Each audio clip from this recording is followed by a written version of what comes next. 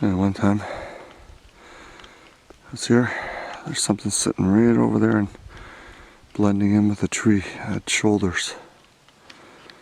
But of course, won't move if you're looking at in a direction.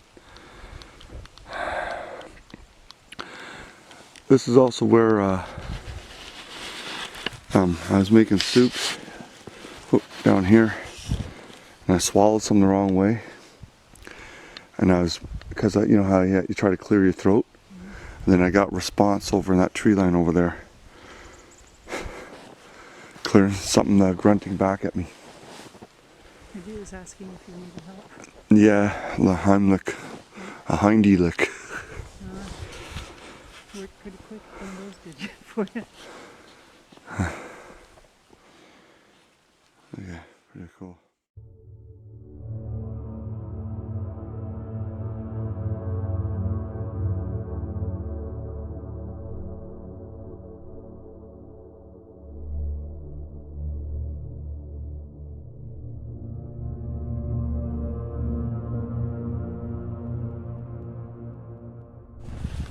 Alright, hello everybody. Okay, so doing a winter hike. Lisa's camera lady there. Hello, everyone. What I want to tell you is I dropped this over World Bigfoot a couple of shows ago.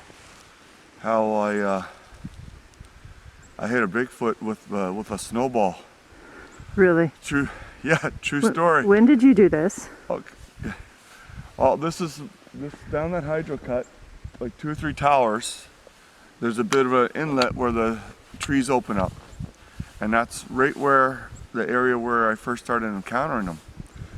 So after all the fall getting to know each other events, and then obviously the first time, there's one time where I was walking in, and it was the snow was all crunchy, like because maybe there was a rain or something, but and I had to break through so I wouldn't slip, and something was mimicking me doing the same breaking through in the crusty snow.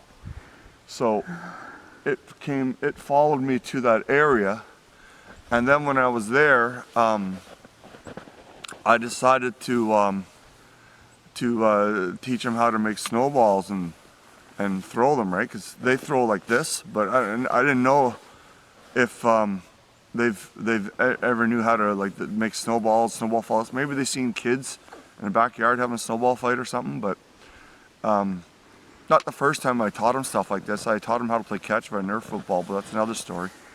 But anyway, so I'm making snowballs, and I'm throwing them at a tree that's, you know, maybe a foot wide in diameter.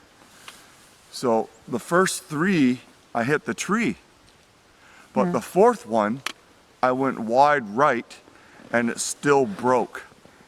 And that's because, that's because it broke on, I think it was a big male's leg, but the leg color, the hair and everything was the exact same color as the tree.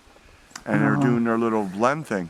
But yeah, so I missed the tree by 6 inches, and it still broke. I hit something in the leg on the thigh that was about 4 feet high or whatever.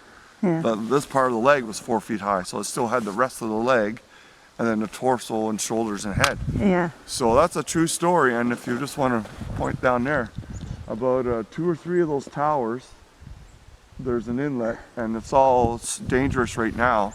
Yeah. Because when you're walking in here, you can't tell where the pitfalls are or the rocks are or snags underneath the snow. Right. There's no trail.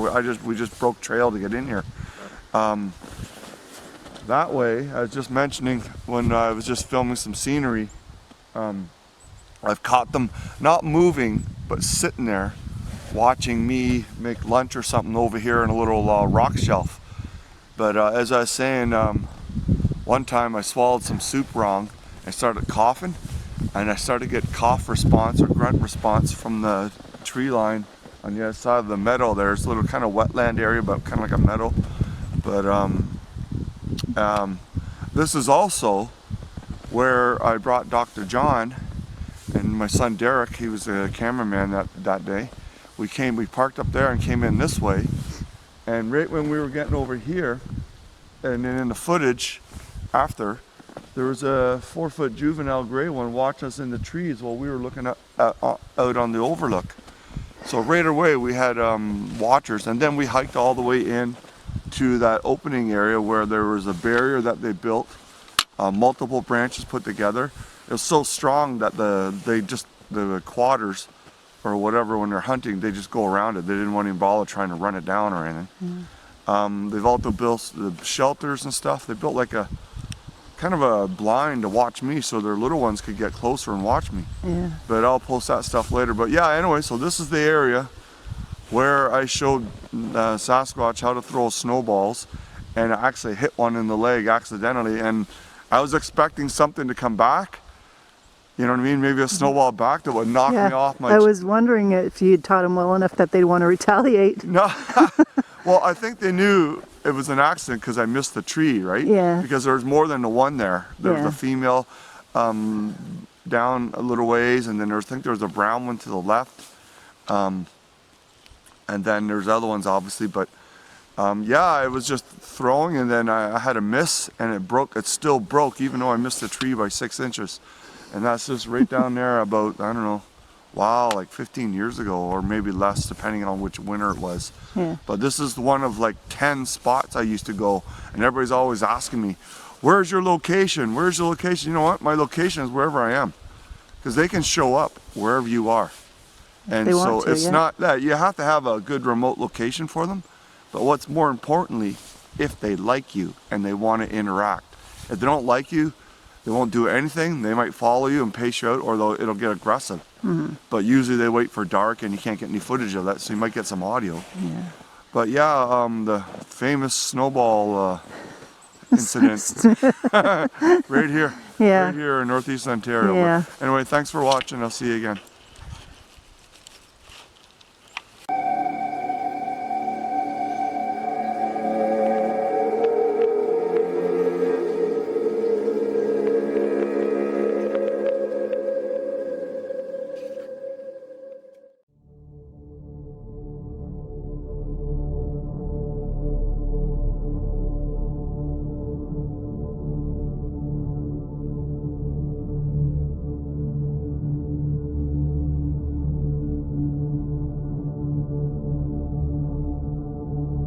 Thank you.